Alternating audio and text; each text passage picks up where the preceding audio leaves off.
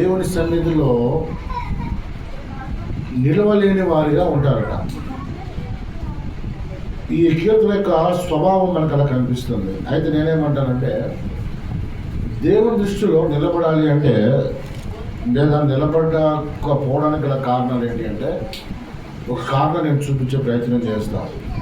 మరి చెప్పిన సాక్ష్యాలను బట్టి కూడా కొన్ని మనము జాగ్రత్తగా వాక్యంలో కలిపే ప్రయత్నం చేద్దాం. రోమిలకు రాసిన పత్రిక 11వ అధ్యాయము. ఈరోజు గాను మూలవాక్యాన్ని తీసుకుని బయలుదేరదాం. రోమిలకు రాసిన పత్రిక 11వ అధ్యాయము 20వ వచనం.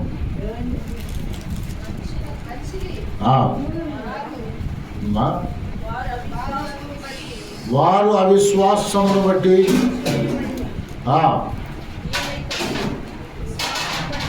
మా మీద సౌండ్ చేస్తుంటే నాకు వినపడుతున్నావా?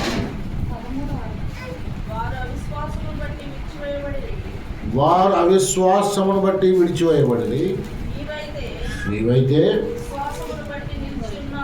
విశ్వాసమును బట్టి నిలిచి ఉన్నావు. గర్వింపక భయపడుము. చాలండి.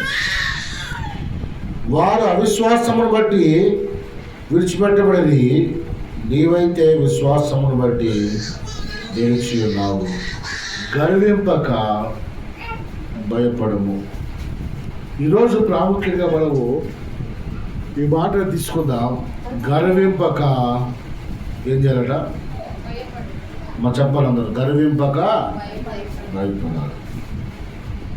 ఎటువంటి గర్వం అంటే దేవుడి నుంచి మనిషిని వేరు చేసేటటువంటి గర్వం. అయితే ఈరోజు ప్రత్యేకంగా ఈ రెండు పదాలలో నుంచి కొన్ని మాటలు మనం చూద్దాం. మొదటి మాట ఏముంది మనకి? గర్వింపక భయపడము. అదే మూడో మాట. మొదటి మాట గర్వం గురించి కొన్ని విషయాలు మనం చూద్దాం. ఎందుకు దేవుడు ఈ స్వభావం వద్దంటున్నాడు? ఎందుకు దేవుడు ఈ స్వభావం ఉంటే నాకు నచ్చదు అంటున్నాడు? అసలు మనిషి ఎలాంటి విషయాల్లో గర్వపడతాడు అనే విషయం మనం కొంచెం లోతుగా చూస్తే మనం విడిచిపెట్టవలసిన కొన్ని విషయాలు మనం తెలుసుకోవచ్చు. కాబట్టి కొన్ని విషయాలు మనం చూద్దాం. మొదటిగా సమూయేలు గ్రంథము, మొదటి సమూయేలు గ్రంథము 2వ అధ్యాయము 3వ వచనం త్వరగా చూద్దాం. మొదటి సమూయేలు గ్రంథము 2వ అధ్యాయము 3వ వచనం చదవండి. యెహోవా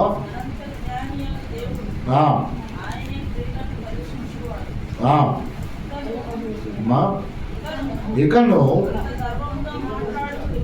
అంత గర్వముగా మాట్లాడుకుని, గర్వపు మాటలు మీ నోట రానియకుడి.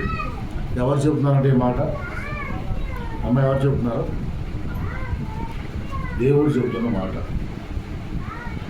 ప్రవక్తల ద్వారా దేవుడు మనకు చెబుతున్న మాట. గర్వపు మాటలు మన నోటి వెంట రానివ్వకుడి. గర్వముని నోటి వెంట ఉండనివ్వకుడి అని తెలియపరుస్తున్నాడు. ఇంకా ఏమంటాడంటే సామెతల గ్రంథం కూడా చూద్దాం. సామెతల గ్రంథం 13వ అధ్యాయము ఒక 4-5 వచనాలు చూద్దాం. చూస్తాం వాక్యంలోకి వెళ్దాం. గర్వం గురించి ఒక క్లారిటీ మనకు రావాలి. బైబిల్ ప్రకారంగా మాట్లాడుకుని అంటున్నాడు. సామెతల గ్రంథము 13వ అధ్యాయము 10వ వచనం. గర్వము వలన జగడమే పుట్టును, ఆలోచన వినువానికి అదట సంగతి. గర్వం వల్ల ఏమొస్తుందమ్మా? గర్వం వస్తుందట. గర్వం వల్ల జగడం వస్తుందట. అందుకే అంటాడు ఆయన, గర్వము మాటలు నీ నోట ఉండొద్దు. ఎందుకంటే దానివల్ల నీకు జగడాలే తప్ప వేరే ఏది కూడా ఉండదు. బహుశా మాకేం గర్వం ఉంటుందని మీరు అనుకోవచ్చు.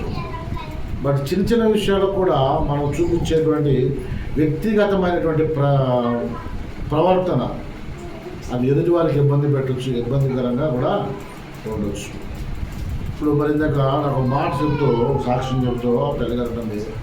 అమ్మ ఆగండి అన్నా కూడా ఆగట్లేదు, గొడవలు పెరిగిపోతున్నాయి అంటుంది ఆవిడ.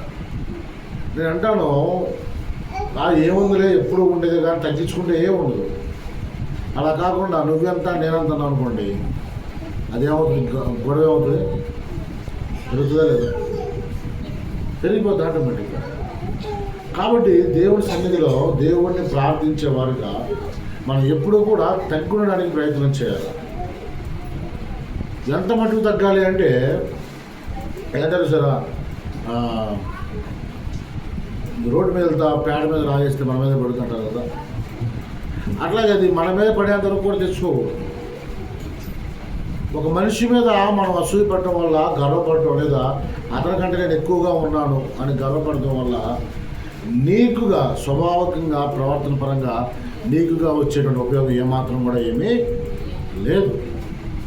కాబట్టి ఆయన అన్నాడు, ఇగో మీరు దయచేసి గర్వపు మాటలు మాట్లాడొద్దు, గర్వం వల్ల జగడమే వస్తుందని చెప్పి ఆయన చెబుతున్నాడు. ఇంకా అదే సామెత గ్రంథంలో చూడండి ఒక మాట, 16వ అధ్యాయం 18వ వచనం చూస్తే ఇంకొక మాట అంటాడు గర్వం గురించి.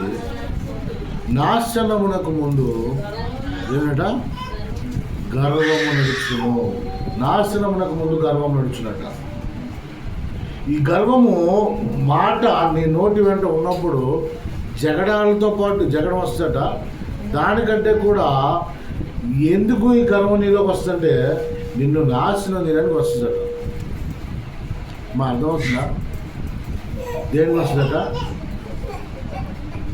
ఏంటి నాశనము? ఎవరి నాశనము? చిన్నప్పుడు ఒక సామెత ఉంది, తన కోపమే అంతేనా? ఇప్పుడు అట్లాగే మన గర్వమే మన నాశనానికి మూలం, అవునా కదా? ఇంకా ప్రవక్త అయినటువంటి ఆమోస్ గారు అంటాడు, చదవండి ఆమోస్ గ్రంథము 6వ అధ్యాయము 7వ వచనం. ఈ ఒక వచనం నుంచి మన వాక్యంలో ఉంటుంది.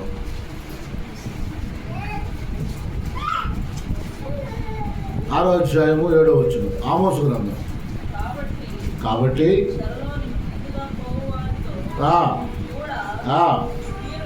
మీరు పోదురు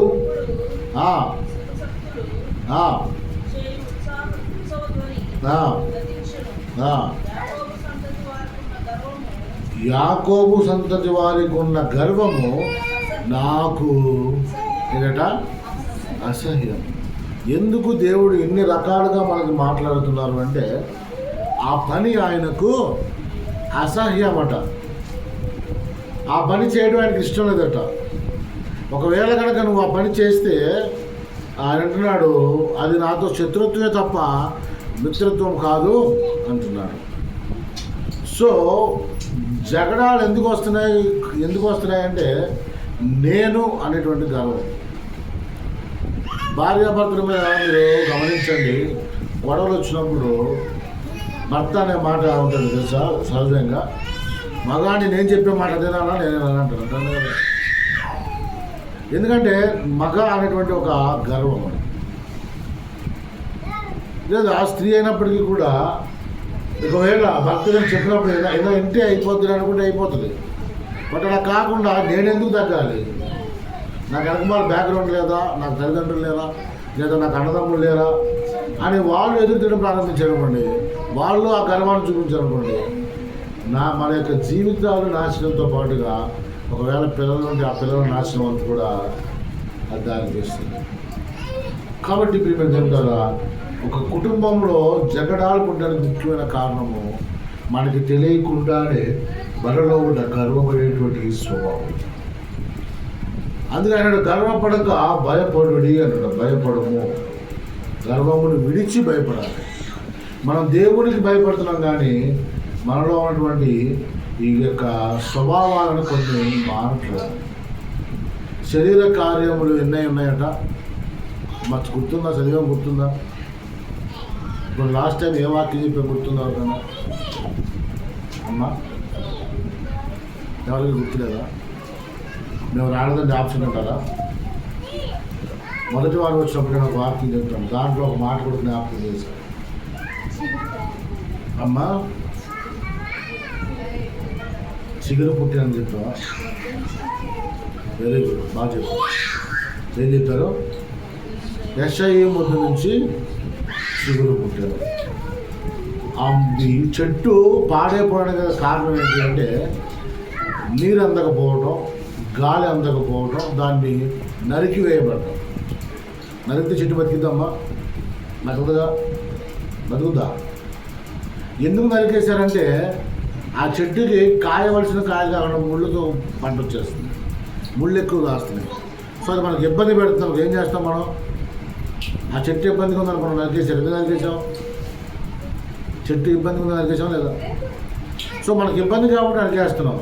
అట్లాగే మరి దేవుని సన్నిధిలో దేవునికి ఇబ్బంది పెట్టే కొన్ని విషయాలు కనుక మనము విడిచిపెట్టకపోతే దేవుడు ఖచ్చితంగా మనల్ని కొనడానికి ప్రమాదము ఉంది.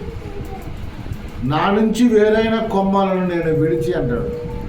నా నుంచి వేరైన కొమ్మలు అంటే ఆయన చెట్టు అయినప్పుడు, ఆయన కొమ్మలైనప్పుడు ఏ కొమ్మలైతే ఆయన విడిచిపెట్టేస్తాయో అంటే అర్థం ఏంటయ్యా అంటే దానికి ఇక్కడ ఆమోస్ గ్రంథంలో ప్రవక్త చెప్తున్న విధంగా ఇశ్రాయేలీలు పెట్టినటువంటి గర్వము, చూపించిన గర్వము నాకు అసహ్యము అంటున్నాడు.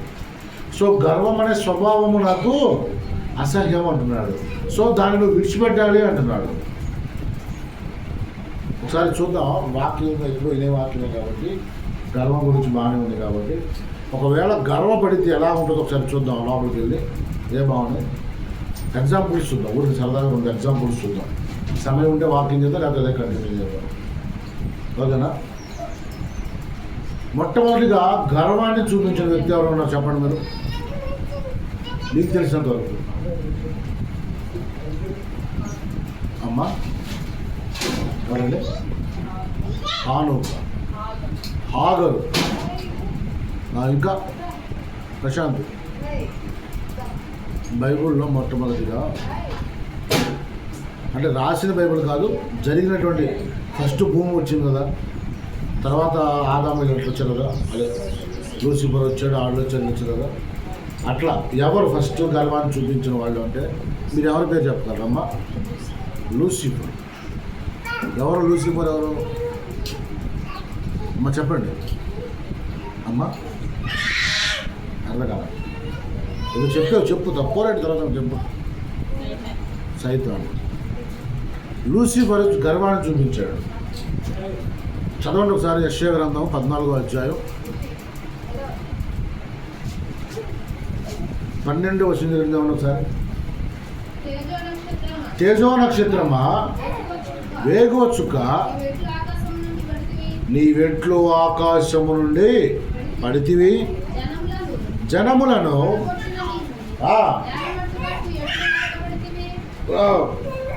చదువుతుంది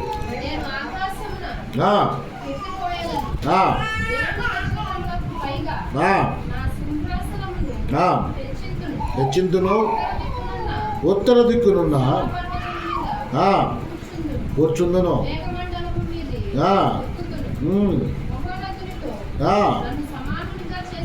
నన్ను సమానునిగా చేసుకుందును అని నీవు మనసులో అనుకుంటివి కదా.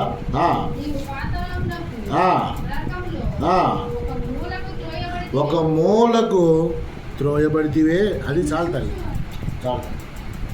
ఏమనుకుందట అమ్మ చెప్పండి? లూసిఫర్ ఏమనుకుందట అమ్మా? మహోన్నతినితో అంటే దేవునితో సమానమని అని చూసుకుందట. నాకు సభా పర్వతం మీద సింహాసనం ఉంది, మరి ఉన్నటువంటి దేవదూతలు సైతం అందరూ కూడా నాకు నమస్కరిస్తున్నారు, ఆయనతో పాటు నన్ను గణపరుస్తున్నారు, మరి ఇదే విధంగా అందరు నన్ను హెచ్చిస్తున్నారు, కాబట్టి నేను దేనిలో తక్కువ అని తనకు తానుగా అంతే నమ్మకం రాయబడిందట. తన మనస్సులో అనుకుందట. ఏమనుకుందట? దేవునితో నేను ఏమాత్రము కూడా తక్కువ వాడని కాదు అనుకున్నాను. అంటే దీన్ని ఏమంటారు మన బైబిల్ భాషలో చెప్పండి? ఫర్ ఎగ్జాంపుల్ నేను ఉద్యోగం చేస్తానండి, నా కింద ఒక 5 అసిస్టెంట్ ఉన్నారండి, వాళ్ళ కింద ఒక్కొక్కరి కింద 30 మంది ఉన్నారండి. ఈయన కింద మేము 5 ఉన్నాం, మా కింద 30 మంది ఉన్నారు అని అంటే వాళ్ళకి ఆ స్వభావం వచ్చి అనిపించింది అనుకుంటే ఏమవుతుంది? అదే గర్వ స్వభావం వచ్చింది వాళ్ళకి. అప్పుడు ఏంటి పరిస్థితి? ఇప్పుడు ఆ 30 మందిలో వాళ్ళని తీసే హక్కు వాళ్ళకు ఉంది. బట్ ఆ 30 మంది ఉన్నప్పటికీ కూడా ఆ 30 మంది ఎవరు చదువుతున్నారో అతను తీసే హక్కు నాకు. అని ఇక్కడ మీకు సింపుల్ భాషలో, మీకు అర్థమయ్యే భాషలో చెప్తాను. కంకిపోవడం వాళ్ళు మన బెంగళూరు నియోజకవర్గ ఎమ్మెల్యే ఎవరమ్మా? బోడప్రసాద్ గారు. ఆయన కింద ఎంతమంది సర్పంచులు ఉన్నారు? సుమారుగా ఒక 10 మంది చేసుకుందాం అమ్మా, ఒక 10 మంది చేసుకుందాం సింపుల్గా. ఈ సర్పంచులు మా ఊరంతా నా చేతిలోనే ఉంది, ఎమ్మెల్యే అంతా అనుకుని ఉంటాడా? ఉంచుతారా? అవునా కదా? సో గర్వం అనేది మనలోనికి వస్తే అది మన పతనానికే తప్ప మరి దేనికి కూడా ఉపయోగమా పడదు. సినిమాల్లో చూసేసి నేను ఇంతే నేను మారినట్టే కుదరదు. ఒక దైవజనుడు వాక్యం చెబుతూ ఒక మాట చెప్పాడు, నాకు అది జ్ఞాపకం వచ్చి చెప్తాను. ఒక ప్రముఖ సినిమా దర్శకుడు ఉన్నాడు ఒక అతను. ఆ పేరు నేను చెప్పేదాంట్లో మీకు అర్థమైపోతుంది, మీకు సినిమా నుంచి బాగా ఉంటే. అట్లా పుస్తకం రాసుకున్నాడు. పుస్తకం రాసుకుని ఆయన పెట్టిన పేరు ఏంటంటే, ఆ పుస్తకానికి ఒక టైటిల్ పెట్టాలి కదా, ఆ టైటిల్ ఏం పెట్టాడంటే నా ఇష్టం అని పెట్టాడు. ఏం పెట్టాడమ్మా? నా ఇష్టం టైటిల్ పెట్టాడు. బాగా విస్తృతంగా అమ్ముడుపోతున్నప్పుడు చాలామంది అడిగారు, ఆ పుస్తకాన్ని ఎందుకు రాసావయ్యా అంటే, నా ఇష్టమో నేను రాసుకున్నాను. ఎందుకు కొనాలి, అది నేను కొనాలా ఏంటంటే ఇష్టం కొంటే కొనాలంటే మాట్లాడతాను. అది పేరు తెలిసిన రామ్ గోపాల్ వర్మ అని బతికే ఉన్నాడు. ఇంకా అయితే ఒక పాస్టర్ గారు అంటే ఒక బుక్ స్టాల్కి వెళ్ళాడు. వెళ్ళినప్పుడు అన్ని బుక్స్ కొన్నాడు. ఆ బుక్ స్టాల్ అతను అన్నాడు, సరే ఈ మధ్యకాలంలో వచ్చింది బుక్, ఇది చాలా బాగుంటుంది, ఈ పుస్తకం పలానా వ్యక్తి రాశాడు, పలానా డైరెక్టర్గా రాశాడు, దానికి నా ఇష్టం అనే పేరు పెట్టాడు. మీకు అడగాలనిపించింది, నన్ను అడుగుతున్నాను. నన్ను ఎందుకు నేను పాస్టర్ గారిని, నాకు ఎందుకు ఏంటంటే నాకు అడగాలనిపిస్తుంది అంటే అట్లాంటి అడగ మాకేదంటే నా ఇష్టం నేను అడుగుతాను. ఎవరు? షాపు. మీరు కొనుక్కోవచ్చు అంటే ఏంటంటే కొన్నాయా అని. ఎందుకు కొన్నాను అంటే అది నా ఇష్టం అంటే ఏదో ఎవరికి ఇష్టం వచ్చిన బతకడానికి కాదు దేవుడు మనం పెట్టింది. నాకు నచ్చినట్టే నేను ఉంటాను, నేను నచ్చింది నేను చేస్తాను, ఒకరితో నాకు సంబంధం లేదు అని చెప్పడానికి మనం వాస్తవం చెప్పాలంటే మనకి దేవుని ఎదుట అంత అర్హత లేదు. దేవుడు మనకి ఒక అవకాశం ఇచ్చాడు, ఒక శరీరం ఇచ్చాడు, లేదా మన బ్రతకడానికి అవకాశం ఇచ్చాడు. దాన్ని మనం కాపాడుకుంటూ వెళ్ళాలి. కానీ ఈ మధ్య కాలంలో మీకు చెప్పాను అనుకుంటా, మళ్ళీ చెప్తాను. నా స్నేహితుడు ఒక అతన్ని సిగరెట్ కలుస్తూ ఉంటే మానేయచ్చు కదా అని చెప్పాను. అంటే ఒకప్పుడు నువ్వు చేసిన పని ఇదే కదా అన్నాడు. అవును నేను మానేశాను, నేను తెలుసుకున్నాను, నేను మానేశాను. మరి నువ్వు కూడా మానేసేయచ్చు కదా అంటే ఆయన మాట ఏంటో తెలుసా, ఇది నా శరీరము అంటాడు. ఏంటంట? ఇది నా శరీరము, దీనితో దేవుడికి వచ్చిన అంటే అతను పచ్చిగా అన్నమాట, నొప్పి ఏంటి అన్నాడు. నా శరీరాన్ని పాడు చేసుకుంటే దేవుడికి వచ్చిన నొప్పి ఏంటా అంటే మాట్లాడాడు. వాస్తవమే. నేను నా దేహాన్ని ఎవరిచ్చారు నీకు అని అడిగాను. ఆ దేహాన్ని ఎవరిచ్చారు? నీ తల్లిదండ్రులు నిన్ను ఒక పిల్లవాడిగానే పెట్టారు, అంతేనా? నా తల్లిదండ్రులు ఖచ్చితంగా ఇచ్చింది మమ్మల్ని ఇచ్చిన దేహం అంటాం మనం. బట్ దేవుడు నిన్ను ఇంత ఎత్తులో కనలేదుగా తల్లిదండ్రులు, నేను ఒక చిన్న పిల్లవాడిగా కనాలి నేను. కానీ ఇంతగా ఉన్న పిల్లవాడిని చేసిన ఎవరు చెప్పండి? నీకు ఊపిరిచ్చింది ఎవరు? అన్నాన్ని అరగనిచ్చింది ఎవరు చెప్పండి? దేవుడే కదా. మన దేవుడు ఇచ్చినటువంటి శరీరాన్ని పాడు చేయడానికి ఏం అర్హత ఉంది? పోనీ ఎందుకు దేవుడు ఇవన్నీ మానేయమన్నాడంటే తెలుసా? ఎందుకు మానేయమన్నాడు తెలుసా ప్రశాంత్? రేపు పొద్దున నువ్వు అవన్నీ తాగేసి లేదా పాడు చేసుకుని శరీరంలో అన్నీ పాడైపోయిన తర్వాత అప్పుడు ఏసయ్యా అని ఇప్పుడు బాధపడకుండా ఉంటామని ఇప్పుడు అంటున్నాడట. ఈ మాట ఎవరు చెప్పారు తెలుసా? శాలం రాజు చెప్పారు. మీరు వినలేదు కానీ నాకు నిజంగా చాలా అద్భుతంగా అనిపించి ఈ మాట అక్కడ చెప్పాను. ఆ రోజు నువ్వు బాధపడకుండా ఉండాలి అంటే ఈ రోజు నువ్వేం చేయాలి? దేవుడు చెప్పిన మాట విని నీ శరీరాన్ని కాపాడుకోవాలి. హల్లెలూయా. మన బ్రతుకులు బాగుండాలంటే మందిరం బాగుండాలి, మన బతుకులు బాగుండాలంటే సంఘం బాగుండాలి, మన జీవితం, మన పర్సనల్గా మన జీవితం బాగుండాలంటే దేవునికి ఇష్టమైన దేవాలయమైన మన యొక్క శరీరం కూడా ఉండాలి. అది బాగుండాలి అంటే ఈ రోజు నుంచే దేవుడు చెప్పిన ప్రతి పని కూడా మానాలి. సిగరెట్లు తాగితేనే, మందు తాగితేనే శరీరం పాడైపోతా అంటే నీ లోపల గర్వం ఉన్నా కానీ అది ఇంజూరియస్ టు యువర్ హెల్త్. అది నీ జీవితాన్ని, నీ శరీరాన్ని పాడు చేస్తుంది. నీ జీవితం ఖచ్చితంగా పాడు చేస్తుంది. నువ్వు అనుకుంటా లోపల ఒక స్వభావం అనుకుంటావు, అది నిన్ను లోపల కుళ్ళు పట్టించేస్తుంది. నేను మొన్న ఇల్లు మాత్రం ఒక 2 రోజులు చదవబెట్టాం, 1 రోజు 2 రోజులు చదవబెట్టి ఇంట్లో ఉన్నా.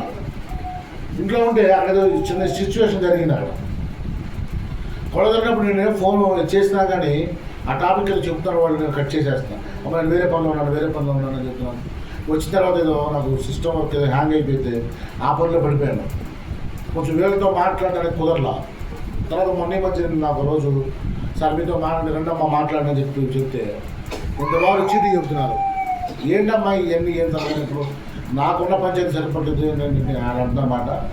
ఈ 2 రోజుల నుంచి ఈ మాట నేను మీకు చెప్పడానికి నా పొట్ట పగిలిపోతుందండి అని చెప్తున్నారు. అంటే పక్కనోడి మీద పిచ్చిలు చెప్పడానికి కూడా ఏమవుతుందా, పొట్ట పగిలిపోతుందండి చెప్పవద్దు. 1-2 రోజులు కానీ మీరు రాకపోతే నేను ఏమైపోతానో అంటున్నారు. సో గమనించండి ప్రియమైన దేవుని కదా, ఈ లోపల గర్వం అనే స్వభావం ఏం చేస్తుందంటే ఈ లోపల నీ హృదయాన్ని కదిలించేస్తుంది. ఎంతగా కదిలించేస్తుందంటే ఇర్మియా భక్తులు అంటాడు, ఏమన్నా తెలుసా? నీ హృదయము మోసకరమైనది, అది ఘోరమైన వ్యాధి కలది. ఎలా వచ్చింది వ్యాధి ఎలా వచ్చింది? పౌలు గారు అంటాడు, నీలో నుంచి బయటకు వచ్చే దానివల్ల ఇబ్బంది లేదమ్మా. అదవుతుందా? ఏదైతే బయటకు వస్తుందో నీ మాట, నీ ప్రవర్తన, ఏదైతే నువ్వు చూపించగలుగుతున్నావో, ఏదైతే నీ లోపల నుంచి బయటకు వస్తుందో దానివల్ల నీకు నాశనం అవుతుంది. మనం దాన్ని ఎంతసేపు మనం మాట్లాడుకున్న మాట అదే గర్వము. లూసిఫర్ గర్వపడ్డాడు, నేను దేవుడితో సమానమైన వాడిని కదా అనుకున్నాడు. సభాపర్వతం మీద నాకు కూడా సీట్ ఉంది కదా అనుకున్నాడు. మనకు అయ్యగారు వస్తున్నారు, అయ్యగారితో పాటు యాక్చువల్గా ప్రతి వారం రావాల్సింది ఎవరు? అమ్మా నేను రావాలి. శనివారం రావాల్సింది ఎవరు? నేను రావాలి. ఒకవేళ నేను రావట్లేదు, ఎవరు రావాలి? చూసారా, ఆదివారం మాత్రం ఎవరు రావాలంటే మేము రావాలని అంటున్నా, మీరు రావాలి. అంతేనా సార్? ఎవరు రావాలి ప్రశాంత్? ఎవరు రావాలి? మీరు రావాలి, తర్వాత మా కోసం ప్రార్థన చేయాలి. ఇప్పుడు నేను రావాలి, నేను రాలేదు, అయ్యగారు వచ్చి వెళ్తున్నారు. అప్పుడు ఆయన వస్తున్నాడు కదా అని ఇప్పుడు ఆయన పక్కతో చేసి నేనే చూసుకుంటాను, నేను గర్వపడ్డాను అనుకోండి. నా పరిస్థితి అయితే నేను అప్పుడు నువ్వు సరే దాంట్లో నిలబెట్టగలరా? చెప్పండి. నేను వాక్యం చెప్తున్నాక నేను కూడా బాగా చెప్తున్నాక, ఆయనకంటే బాగా చెప్తున్నాక ఇంకే నేను గర్వపడ్డాను అనుకోండి, నేను మిమ్మల్ని సరైన మార్గం నడిపించగలరా? కాబట్టి దేవుని సన్నిధిలో దేవుని కదా ఆ గర్వం అనే స్వభావం మనలో ఉండకూడదు. అది మన జీవితాలలో నరకం వైపు అమ్మ దేవునితో నిజంగా లూసిఫర్కి దేవుడు అంతటి అధికారం ఇచ్చాడు. సభా పర్వతం మీద సింహాసనం అంటే మామూలు విషయమా? దేవుడితో సమానంగా కూర్చునే అవకాశం అంటే మామూలు విషయమా? దేవదూతలన్నిటికంటే కూడా ప్రధానమైన దూతగా ఎంచబడ్డం అంటే మామూలు విషయమా? దేవుడు చేసిన క్రియేషన్లో మొట్టమొదటిది లూసిఫర్. అంత ప్రత్యేకంగా ఆయన తయారు చేశాడంటే మరి అంతటి అవకాశం ఇచ్చినప్పుడు దాన్ని పాడు చేసుకుని మనకంటే కూడా దారుణంగా నరకంలోనికి పడివేసినట్టుగా తోయబడే స్థితిలోకి వచ్చాడంటే బికాజ్ ఆఫ్ కేవలము ఆయనలో ఉన్న గర్వం అనే స్వభావం. ఒకవేళ ఆ స్వభావం ఇంకా నీలో నాలో ఉంటే మనకు కూడా లూసిఫర్కు ఉన్న మరొకరు చూద్దాం. దానియేలు గ్రంథం 4వ అధ్యాయం, త్వరగా దానియేలు గ్రంథము 4వ అధ్యాయం. రాజు తర్వాత మన రేకులు కానించి ఈ హైట్లో ఇటుకరాళ్ళు అది పట్టు ఒక బాగా నాపలేదు పడుకుంటాకి వీలుగా ఉండేట్టుగా ఒక నిద్ర ఆపలేకపోతున్నాడు. పడుకున్నాను చూద్దాం. రైట్, మంచిది. చదవండి. అమ్మా దానియేలు గ్రంథము 4వ అధ్యాయం 30వ వచనం. రాజు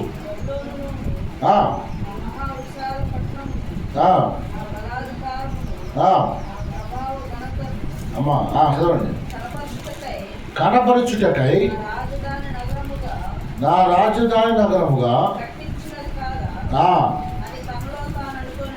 అని తనలో తాను అనుకోలేను. చాలండి. వేరే సంగతి మీరు చదివిన ప్రతి పదానికి ముందు ఒక మాట ఉంది. ఏమని? అమ్మా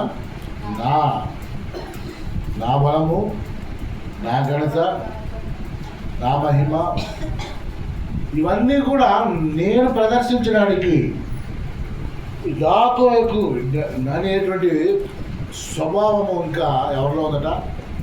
నెబుకద్నెజర్ అనేటువంటి రాజులో ఉందట. మరి ఆ గర్వ స్వభావాన్ని ఏం చేసింది? 33 వచ్చింది.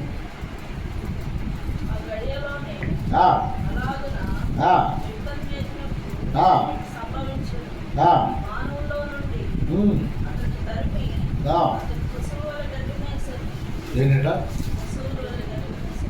ఎందుకని రాజు? ఎందుకని? అప్పటి వరకు రాజుగా ఉన్న వ్యక్తి ఆయన మాట చెబితే ఒక నగరిని నిర్మించడానికి అవకాశం ఉన్నటువంటి వ్యక్తి గడ్డి మేయటువంటి పంచపక్ష పర్వాణాలు అని ఆయన చెప్పకముందే ఏర్పాటు చేసేటంత జనాంగం ఉన్నప్పటికీ మరి ఆయన తరిమి వేయబడవేంటి? అతను ఏదో పాడు చేసి ఏం పాడు చేస్తున్నాయా అంటే ఇచ్చినటువంటి దానిని ఇది దేవుడి మహిమార్థమై వచ్చిందని ఆయన ఆనందించగా ఆయన ఏం చేశాడట? ఇదంతా నేను సంపాదించాను ఆనందించాడు. దేవుడికి పోవలసిన మహిమను ఏం చేశాడట? దొంగిలించాడట. ఆయనకు చెందవలసిన ప్రభావ మహత్యములను ఆయనకు ఆరోపించుడి అంటాడు కీర్తనకారుడు. ప్రశస్తమైన ఆభరణములను ధరించుకొని యెహోవాకు చెందవలసిన మహిమా ప్రభావములను ఆయనకు ఆరోపించుడి. సేవకులారా, దైవ సేవకులారా అని ఆయన పిలుస్తాడు. అనుకుంటాను. అలాంటిది ఆయనకి ఇవ్వవలసినటువంటి ఘనతను, మహిమను ఆయనకు ఒక దాన్ని నీలో దాచేసుకొని నువ్వు గర్వించడం ప్రారంభిస్తే గడ్డి తినిపించేస్తాడు నీ చేత, మన చేత. అది రాజు అయినా, దేవునితో సమానమైన పాత్ర అయినా, దైవ సేవకుడైనా సరే. ఇక్కడ నేను ప్రత్యేకంగా మరి మనం తీసుకున్న వాక్యంలో గర్వం అనే మాట ఉంది కాబట్టి నేను గర్వం గురించి చెప్తున్నాను. కానీ దేవునికి నచ్చని ఏ స్వభావమైనా అది నీలో లేకపోతే అది క్షమించాలి. అది కనుక నీలో ఉంటే ఆ స్వభావం అసూయ ఉండొచ్చు, భేదమై ఉండొచ్చు, మత్సరమై ఉండొచ్చు. మత్సరం అంటే ఫిలిప్పీయులకు రాసిన పత్రిక 5వ అధ్యాయం 19వ వచనం చూడండి. శరీర కార్యములు స్పష్టమై ఉన్నవి. అమ్మా చదవండి. ఇది గలతీయులకు రాసిన పత్రిక 5వ అధ్యాయం 19వ వచనం. శరీర కార్యములు స్పష్టమై ఉన్నవి. అవి ఏమనగా జారత్వము, కామతత్వము, విగ్రహారాధన, కలహము, మత్సరములు. అవి చదువుకుంటాం. 17 ఉంటే కాబట్టి ఏంటంట 17. ఏది ఉన్నప్పటికీ కూడా మీరు బైబిల్లో చూసిన ప్రతి ఒక్క పాపము ఏదో ఒక స్వభావానికి సంబంధించిందే ఉంటుంది. ఇది నిన్ను పాపం చేసే విధంగా ప్రేరేపిస్తుంది, దేవునితో శత్రుత్వాన్ని ఏర్పాటు చేస్తుంది, లోకం మీద ప్రేమను పెంచుతుంది, లోకాశ్రయం మీద నీకు ఆశయం కల్పిస్తుంది. బట్ ప్రభువు అంటున్న మాట ఏంటో తెలుసా? లోక స్నేహము దేవునితో వైరము అంటున్నారు. హల్లెలూయా. అందుకే నేను చెప్తున్నాను, ఈ స్వభావము నెబుకద్నెజర్ కలిగిన స్వభావము లేదా లూసిఫర్కు కలిగినటువంటి స్వభావము మనలో నుంచి బయటకు వెళ్ళిపోవాలి. ఇప్పుడు మీ అందరికీ కష్టమైన ఒక సందర్భాన్ని చూపిస్తాను. మీ అందరూ చాలా ఇబ్బంది పడతారు, అయినా పర్లేదు. చూడండి, యెషయా గ్రంథం 3వ అధ్యాయం, ముఖ్యంగా ఆడవాళ్ళకి చాలా ప్రమాదకరమైన మాటలు.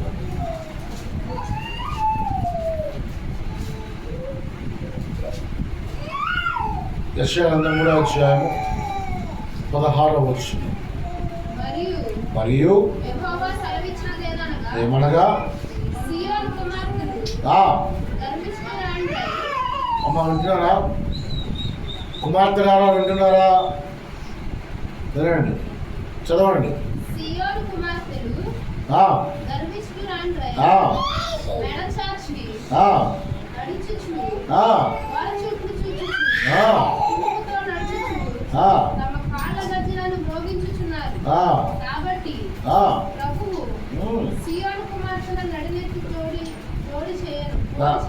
చాలు, అందాన్ని చూసి మురిసిపోతున్నారట, గర్వపడుతున్నారట. ఎన్నో నేను అందంగా ఉన్నాను, నేను తెల్లగా ఉన్నాను, నేను అందరికంటే మా ఇంట్లో నేనే గ్లామర్ క్వీన్ అని చెప్పి గర్వపడుతున్నారట. భర్తకు అర్థంలో చూసుకుంటున్నావా? జాగ్రత్త. మీ ఇంట్లో అర్థం లేదా? భర్తకు అర్థమైంది చూస్తున్నావా? జాగ్రత్త. ఫోన్లో చూసి ట్రై చేస్తున్నావా? స్టిక్లు బొక్కలు ట్రై చేస్తున్నావా? జాగ్రత్త. అది నీలో గర్వాన్ని కనుక పెంచితే అది నాశనానికి తప్ప వేరేది కూడా. ఈ మధ్య హీరోయిన్ని ఫాలో అవడం మానేశారు అందరూ కూడా, మంచిది. మరి ఎవరిని ఫాలో అవుతారా అంటే మేకప్ వేసుకున్న అమ్మగారిని ఫాలో అవుతున్నారు కాదా? ఒక ఆవిడ ఏదో వర్క్ చేస్తా, భోజనం చేస్తా, వాక్యం వింటా భోజనం చేస్తుంది, మరి పని చేసేవాడు. చాలా మంచిగా చేస్తున్నారు. నేను గవ దగ్గరికి వెళ్ళి, అమ్మ ఏంటి పార్వతి? ఆమె పేరు పార్వతి మారిందిలే, ఆమె పేరు చెప్పింది, నాకు గుర్తులేదు. అసలు పేరుతో పార్వతి. ఏంటి పార్వతి గారు చక్కగా ఎన్నో వాక్యాలు బాగా నమ్ముకున్నారంటే, లేదు గారు ఈ కట్టిన చీరలు పని ఉంటే గారు మరి ఎంతసేపు చూసేవాడి అమ్మా అన్న. అయితే ఒక ప్రార్థన జరుగుతుంది, పాటలు వాళ్ళకి ఒక చీర కట్టుదేమా, వాక్యాన్ని కూడా ఒక చీర కూర్చోరుతుంది, మరి సండే స్కూల్కి ఒక చీర వచ్చేదంట. సరే ఆవిడ మా అందరూ తెలిసి ఉంటుందో నేను చెప్పట్లేదు, చెబుతున్నాను. కట్టినది మళ్ళీ తిరిగి యూట్యూబ్లో కనబడలేట. ఆ బోర్డర్ లైన్ ఉంటుంది చూసారా, అది నేను ఇంటికి వెళ్ళాక మా అమ్మాయి కొట్టాలి, అందుకని దాన్ని పరిశీలిస్తాను కదా. సో మనం దైవజనుల్ని, దైవ సేవకుల్ని, దైవ సేవకు రాండ్రని ఫాలో అవ్వమంటే అట్లా కాదు ఫాలో అయ్యేది. వాళ్ళకున్న ప్రార్థన తెగింపు మనకు కావాలి. దైవజనుడు కారుస్తున్న కన్నీళ్ళ సగవన్న మనం కాల్చగలగాలి. అలాంటివి పట్టుకోండి, అలాంటి వాళ్ళని మీరు సెలెక్ట్ చేసుకోండి. అంతేగాని యూట్యూబ్ పెట్టగానే వచ్చేస్తుంది కదా అని చెప్పేసి ఏది పడితే అది అర్థమవుతుందా? మనలో మాలో ఉండదు, మగవాళ్ళలో ఆడవాళ్ళలో ఉంటుంది. అందము అనేటువంటి స్వభావం ఉండకూడదట. స్వభావం మీన్స్ గర్వం ఉండకూడదట. సీయోను కుమార్తెకి ఏం చేశాడు దేవుడు చెప్పండి? జుట్టు కొరికించాడటమ్మా, సగం జుట్టు ఉందట, సగమేమో బట్టలు చేసాడు. ఊహించుకోండి, మనం అందుకే భద్రంగా రాణి గారు అట్లా మాకు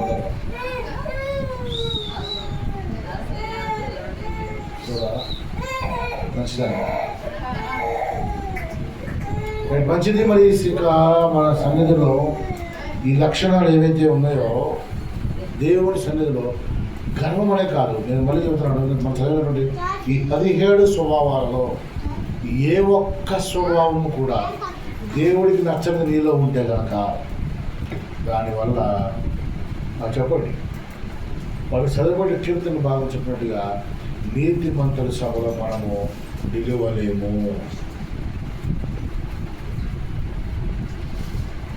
ఎగిరిపోయే వారిగా ఉంటాం. పొట్టు వల్ల ఏమవుతామట, ఎగిరిపోతామట. దేవుడితో సమానమైన పాత్రగా ఉన్నటువంటి లూసిఫరే పడిపోయాడు, మహారాజే పడిపోయాడు, అందమైనటువంటి స్త్రీలు పడిపోయారు. ఇంకా ఉన్న చదవరా హేరోదు మహారాజు, వీళ్ళందరూ కూడా దేనివల్ల అంటే గర్వపడే స్వభావాన్ని బట్టి పడిపోయారు. మనం మరి ఎలా ఉండాలి అంటే ఒక మాట చూసిన ప్రార్థన చేద్దాం. యోహాను సువార్త చదువుదాం. యోహాను సువార్త 13వ అధ్యాయము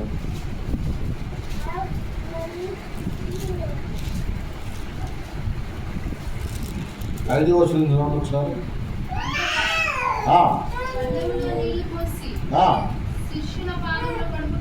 అమ్మా ఏంటంట, అంతటా పళ్ళెములో నీళ్లు పోసి శిష్యుల పాదములు కడుగుతున్నారు. ఏం జరుగుతుంది? శిష్యుల పాదం కడుగుతున్నారు.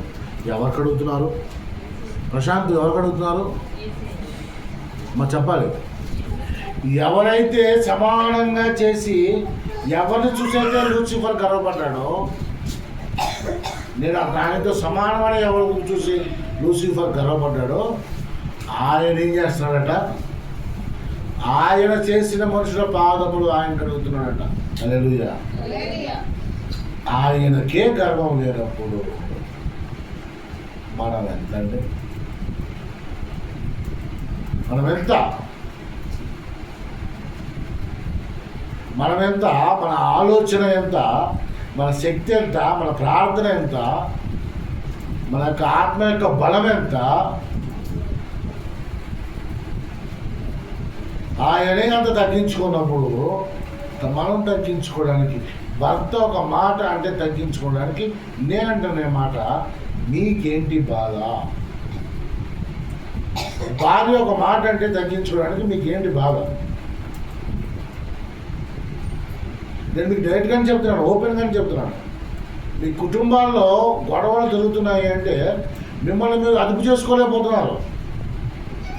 ఎందుకంటే నేను మగాడినోడు గర్వం ఉండొచ్చు, లేదా నాకు వెనకమాల సపోర్ట్ ఉందని గర్వం ఉండొచ్చు, నేను మాట్లాడగలను గర్వం ఉండొచ్చు, నేను ఏదైనా చేయగలనని గర్వం ఉండొచ్చు. ఒక 10 నిమిషాలు ఫోను ఆపితే ఇబ్బంది ప్రశాంతం.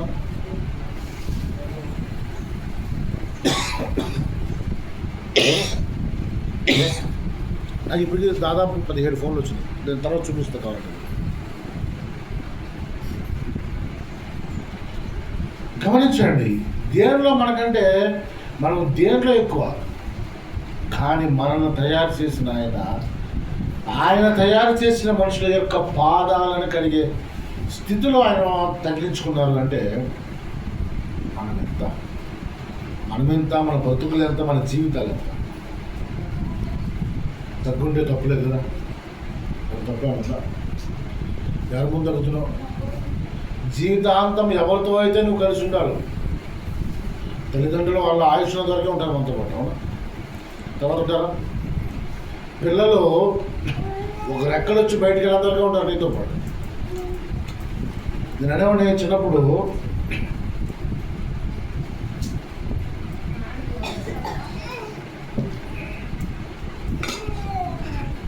నేను మమ్మల్ని విడిచిపెట్టి ఉండలేనండి అని చెప్పేవాడు. కాలేజీలో డబ్బులు పెడితేనే గోడకు బాగా తెచ్చున్నాను నేను. మరొకటి పేరు ఉన్నాను, తల్లిదండ్రులు ఉన్నానా? చెప్పండి. మీ దగ్గరికి వచ్చి ఎన్ని వారాలు అవుతుందో ఇంటికి అన్ని వారాలు అవుతుంది. చూడండి, ఫోన్ చేస్తే కూడా మాట్లాడేంత తీరిక లేకుండా ఉండదు. అలా అని చెప్పేసి ఇప్పుడు తల్లిదండ్రులకు మన దూరం ఉండాలి, కానీ చివరి వరకు మనకు తోడుగా ఉండేది ఎవరైనా అంటే భార్య భర్తలు మాత్రమే. అంతేనా? ఇప్పుడు మీరు చెప్తే నమ్మరు కానండి. సరే, వాళ్ళకుండే ఇబ్బందులు వాళ్ళకుంటాయి. మా ఇంటి పక్కన వాళ్ళకి ఎంతో తెలుసు వయసు, మొన్న మేము ఉన్న ఇంట్లో 80 ఏళ్ళండి. అసలు ఆవిడ ఇసుకిచ్చింది ఆయన్ని. అబ్బమ్మ మాకే చిరాకు వచ్చింది ఆవిడ చూస్తే. పాప ఆయన కానీ మంచులోంచి లేకపోయినప్పటికి కూడా ఎంత ఓపిక భరైతే తెలుసు ఆయన్ని. సరే, ఇద్దరు ఒకరికొకరు ఆ వయసులో ఇద్దరు దాన్ని ఏమంటారు, ఇద్దరు ముసలి వాళ్ళకి ఎక్కువ చేదస్తం ఎక్కువ అంటారు కదా. ఆ ఎక్కువ ఇద్దరికి ఎక్కువ పీక్స్లో ఉంటారు వాళ్ళు. పైగా గవర్నమెంట్ ఎంప్లాయీస్ వాళ్ళు, రిటైర్డ్. నెలకు 60,000 ఆయన పెన్షన్ వచ్చిందండి.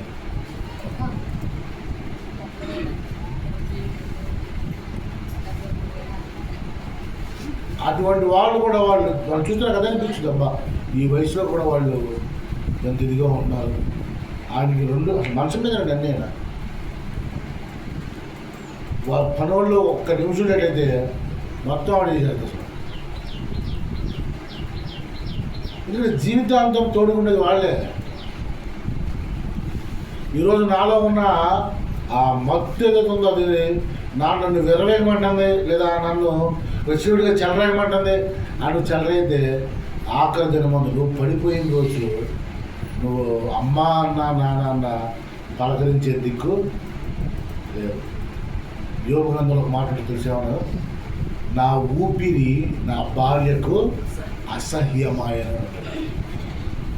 నీ వాసన భర్త వాసన భార్యకి ఏమైందట అసహ్యం పుట్టి చేసిన. అంత స్థితి మనం తీసుకురావు. ఆ కర్మాన్ని తీసేద్దాం. ఒక సహోదరుడు ఫోన్ చేసి, అన్న 150 రూపాయలు కొట్టాను నాన్న. ఎంత